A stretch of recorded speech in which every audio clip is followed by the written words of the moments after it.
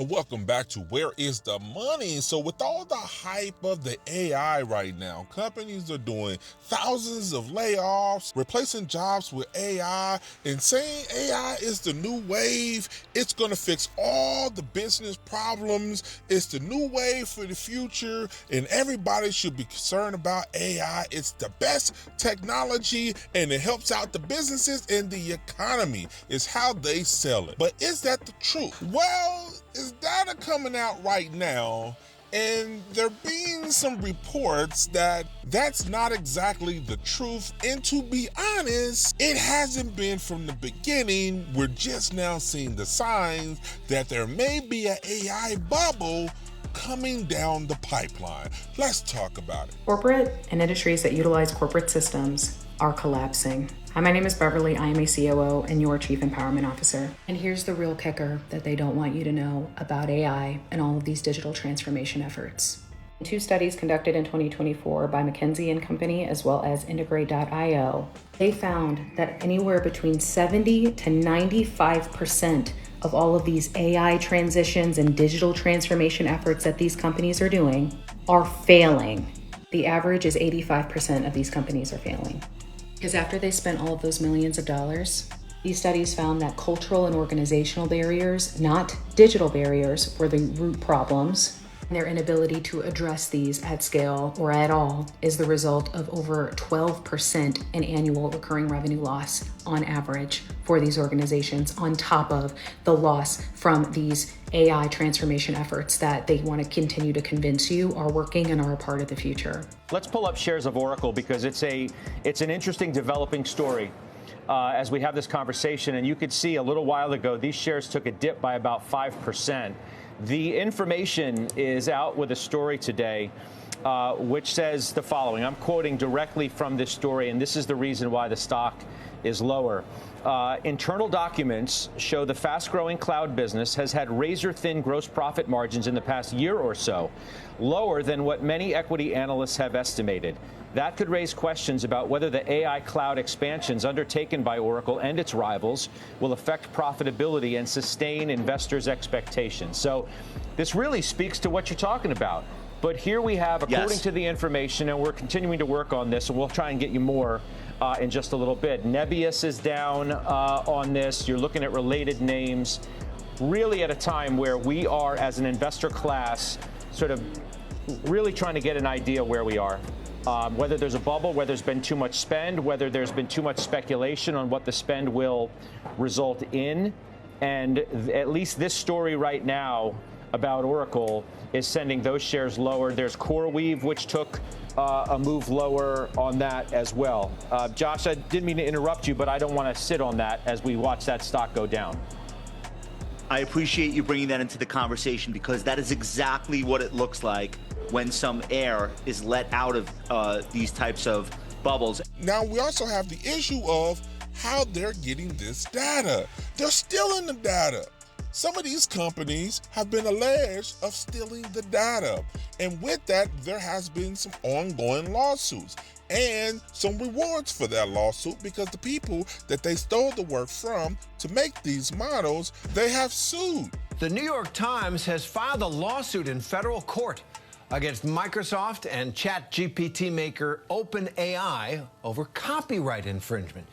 The New York Times claims that both of those tech companies, Microsoft and OpenAI, are responsible for, quote, billions of dollars in statutory and actual damages. The 69-page lawsuit claims that OpenAI and Microsoft used millions of New York Times articles to train its artificial intelligence programs to, quote, create products that compete with it with the Times. Microsoft declined to comment, while OpenAI has yet to respond. So now, how are they going to collect that data moving forward is the biggest thing. Are they going to pay people a tremendous amount of money for licensing to use their work? Will that work? And how would that affect their bottom line? Is that sustainable? Some saying that's not. Now, a lot of these companies are laying off in favor of AI. We got Salesforce, we got IBM, we got some of these major companies are laying off thousands and thousands of people, saying that AI is so great and so awesome and saving so much money that they don't need all of this workforce they can save on their bottom line using AI.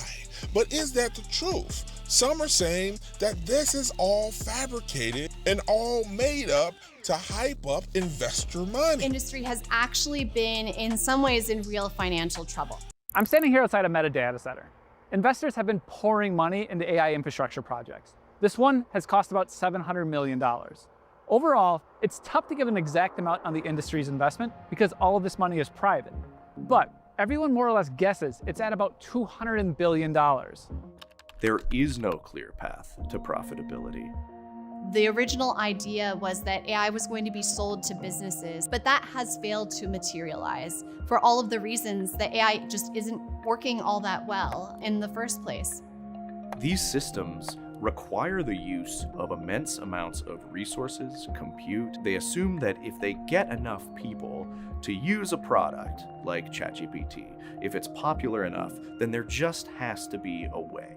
It's all fabricated and hyped up in order to help their shareholder stock price. They look good, like the company is growing and is on the cutting edge of technology and growth, but in practice, things are looking a little different. When the AI hype is over and the bubble bursts, what does the backlash look like? We're starting to see reports that the AI bubble is getting closer and closer to bursting, due in part that the LLMs are starting to run out of data to train itself on, and it only has its own slop it put on the internet to now train itself on, creating a really shitty Ouroboros.